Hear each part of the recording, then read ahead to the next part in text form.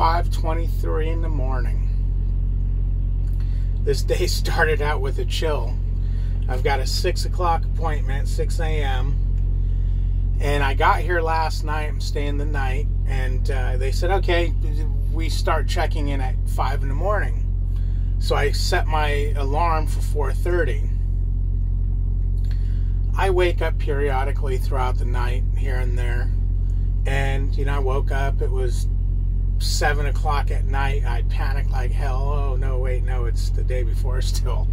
So I went back to sleep, woke up at like 1, no big deal. And then I felt like I slept forever, and I woke up, and I look at my, first thing you do when you open your eyes, you see the slit in the top of your curtains, and I can see a little bit of light. I'm like, light? What the hell? So I pick up my phone like I always do to look at it, and it's dead. I fly out of bed like there's no tomorrow, and I quickly grab my, I have a Screaming Meanie alarm that I set also because I don't trust cell phones. That's why. And I look at it half asleep, and it says 5:05. So I'm like, oh, thank goodness, I'm not going to be late. So I rip open the curtains, and the light is from their parking lot light. So my GPS is bricked, because the first thing I do is look at the GPS, see what time it is, and it's just sitting there going updating, and that's all it will do. It won't do anything else, so it's pretty much screwed. It's been doing that since last night. So it went all night long. That's why the battery was dead on my phone, is it sucked all the juice out of it using a hotspot. So I powered down the GPS, or unplugged the charging cord. I'm going to let it go completely dead and try rebooting it that way. I sent a thing to Rand McNally. I'm going to wait for him to open, and then I'm calling him. This is what they told me to do because I was having that weight limit issue and height limit issue. They said to update it. Yeah, well, thank you for that. Now I have no GPS. So I get up, I plug my phone in, or the cord unplugged out of the wall on my phone, so I plugged it in so it starts charging, and then I turn on my Qualcomm and see the time there. It's in Central Time though, and I'm like, oh good, it's freaking 4:25 in the morning. I still got a little bit of sleep time left. Of course I couldn't fall asleep because I was too wound up now, so I went online trying to figure out a cure for my GPS.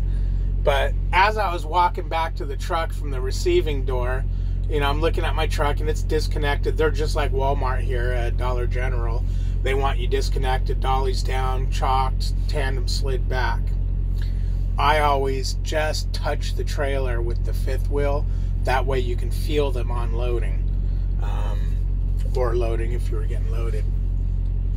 They told me a couple hours plus. Oh, joy. Stay off your clock. Stay off your clock. Stay off your clock. So while I was walking over and I seen that, it made me think of something that happened to me a couple of weeks ago. I was picking up produce in Chula Vista, California, I think it was. And, excuse me. What made me think of it is these trailers are on airbags, and when you set your brakes, the airbags deflate. So you can see my trailer's at it's real low in the back. So I was thinking about that Chula Vista produce place. The guy came out, and he didn't speak very good English, which was only a problem because he's trying to communicate to me about something about my trailer. And he keeps saying, he's saying low, low, low. And I look and I said, the trailer's too low? He goes, yeah. So my tandems weren't slid, and he's going like this and making motion, so I figured he wants me to slide my tandems. So I told him, I go, I've got a red light at that door. I go, he goes, oh, it's okay, it's okay. So I shouldn't have went because I thought about it. I was like, wait a minute, does this guy know what I'm talking about? So I pull forward, slide to tandems, and that's actually not what he wanted me to do. So thank God they weren't unloading me, man. Someone had to fall off the cliff there. So he goes, no. After I slid the tandems, he looked and he goes, no. And he kept pointing at the back of the truck. And he goes, too low, and he points in the cab. So I pull my brakes for the trailer, and it lifts it up, and he goes, yeah. I looked at him, and I said, no. You know, and I told him, no, I refuse. And reason I did that is what he wanted me to do is he wanted me to release my trailer brakes. So the only thing that's holding the truck is the tractor brakes, which is probably fine, but nah, I'm not that guy. I'm not releasing. Oh shit! Hold on 1 second.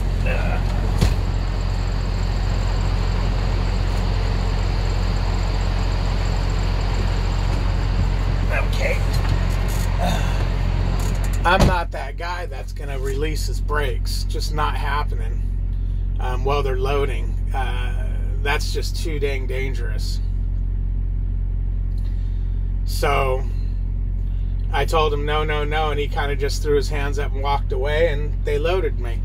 You know, they have ramps inside these places for this particular problem, but I don't know if I was right or wrong, but there was no way I was gonna release my trailer brakes while they load that truck. If he fought me on it, I would have called. I probably would have called safety at Prime and told them what they want me to do, because if Prime said, yeah, go ahead and do it, they would have had to send me a Qualcomm message, because I'm not going to be responsible for someone getting hurt. I don't know if that, you know, because they slam these trailers when they're loading them. I don't know if it would have pushed the tractor or what. I just wasn't willing to see what was going to happen.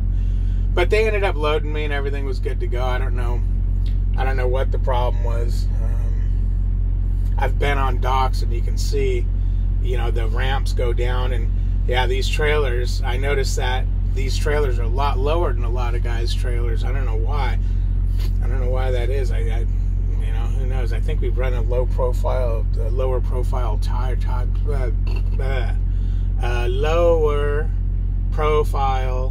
tire.